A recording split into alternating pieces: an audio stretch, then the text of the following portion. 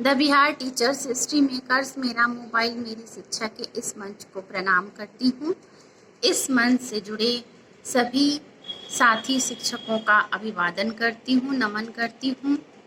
आइए मैं अपने क्लास की शुरुआत करती हूँ। उसके पहले एक सुविचार। मेहनत एक ऐसी चाबी है जो भाग्य के सभी दरवाजे खोल देती है। आइए हम भी अपने भाग्य के दरवाजे को खोलते हैं और शिक्षा में मेहनत के द्वारा अपनी सफलता हासिल करते हैं। और सफलता के लिए तो हमें क्लास का शुभारंभ करना पड़ेगा। तो चलिए हम क्लास की शुरुआत करते हैं और अपनी पढ़ाई की शुरुआत करते हैं। पिछले वीडियो में हमने अलैंगिक जनन के प्रकार विखंडन पर चर्चा की थी। आज हम अलैंगिक जनन के दूसरे प्रकार मुकुलन या बडिंग पर चर्चा करते हैं। मुकुलन और बडिंग की जो क्रिया होती है वह एक कोशिकीय और बहुकोशिकीय दोनों प्रकार के जीवों में होती है। तो पहले हम एक कोशिकीय जीवों में मुकुलन कैसे होता है इस पर चर्चा करते हैं। एक कोशिकीय जीवों में मुकुलन का सबसे अच्छा उदाहरण है यीस्ट। यीस्ट की कोशिका में एक उभार उत्पन्न होने लगता है। इस उभार को मुकुल या बड कहते हैं। जब यह उभार उत्पन्न होता है तब यीस्ट का जो केंद्रक है वह विभाजित होकर 1 से 2 केंद्रकों में बढ़ जाता है और तब एक केंद्रक उस उभार में चला जाता है। अब केंद्रक युक्त बड या मुकुल यीस्ट के बडी से अलग हो जाता है और एक नए स्वतंत्र जीव का निर्माण करता है। यीस्ट में होने वाले मुकुलन को हम इस चित्र में देख सकते हैं। यीस्ट के बॉडी में उभार उत्पन्न होता है, या 1 और 2 भी हो सकता है, और केंद्रक 1 या 2 या 3 भी बन सकते हैं। इस तरह से यीस्ट से अलग हो जाता है और नए जीव का निर्माण करता है। अब बहुकोशिकीय जीवों में मुकुलन की क्रिया होती है, जैसे हाइड्रा, स्पंज इत्यादि में मुकुलन के द्वारा अलैंगिक जनन की क्रिया संपन्न होती है। इसमें हाइड्रा की बॉडी से, शरीर से एक छोटा बर्ड के समान या मुकुल या उभार निकलना प्रारंभ होता है, जिसमें धीरे धीरे टेंटिकल या स्पर्शक इत्यादि निर्मित हो जाते हैं। और जब यह थोड़ा बड़ा हो जाता है तब यह हाइड्रा के शरीर से अलग होकर एक स्वतंत्र जीव का निर्माण करता है।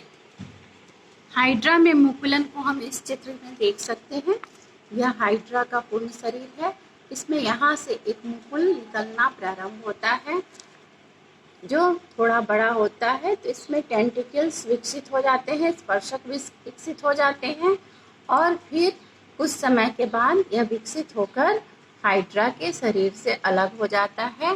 फिर यह बड़ा होकर अपने आकार में वृद्धि करता है और एक स्वतंत्र जीव का निर्माण करता है। अब अलैंगिक जनन का तीसरा प्रकार है पुनर्जनन या अपखंडन।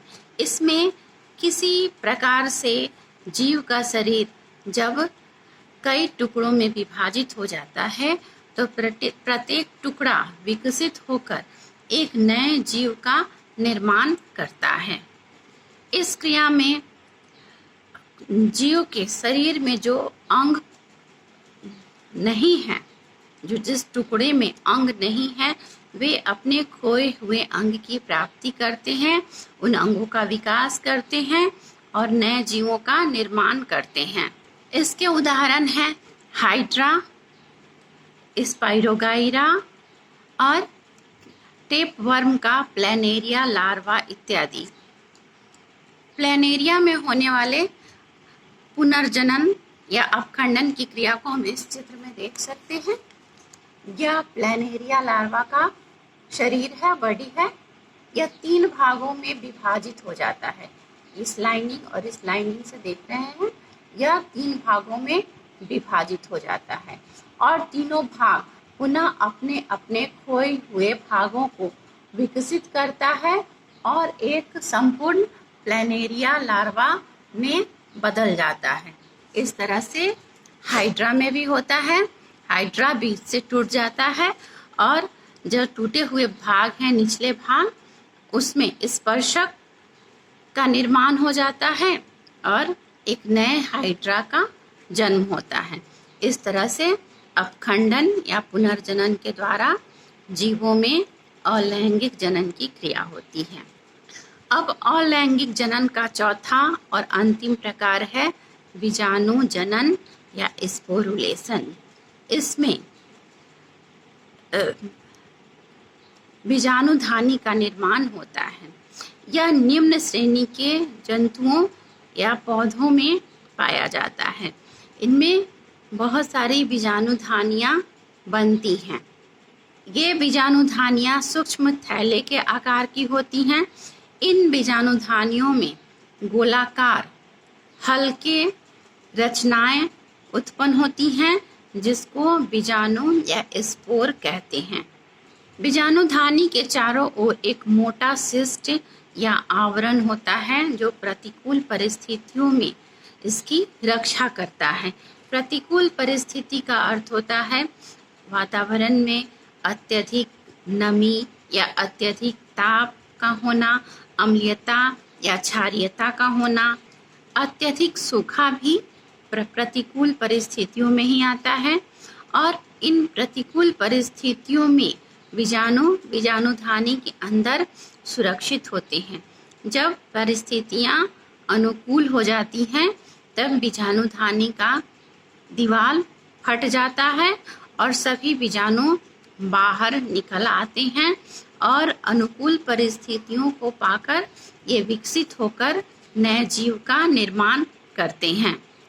इस चित्र में हम बीजाणुधानी को देख सकते हैं। यह बीजाणुधानी है और इसके अंदर जो गोलाकार संरचनाएं दिखाई गई हैं वो बीजाणु होते हैं। यह प्रतिकूल परिस्थितियों में इसके अंदर सुरक्षित होते हैं और अनुकूल परिस्थितियां जब आती हैं तो यह बीजाणुधानी फट जाता है और बीजाणु बाहर आ जाते हैं जो विकसित होकर नए जीवों का निर्माण करते हैं। आज के लिए बस इतना ही। अब मिलते हैं फिर अगले वीडियो में। धन्यवाद।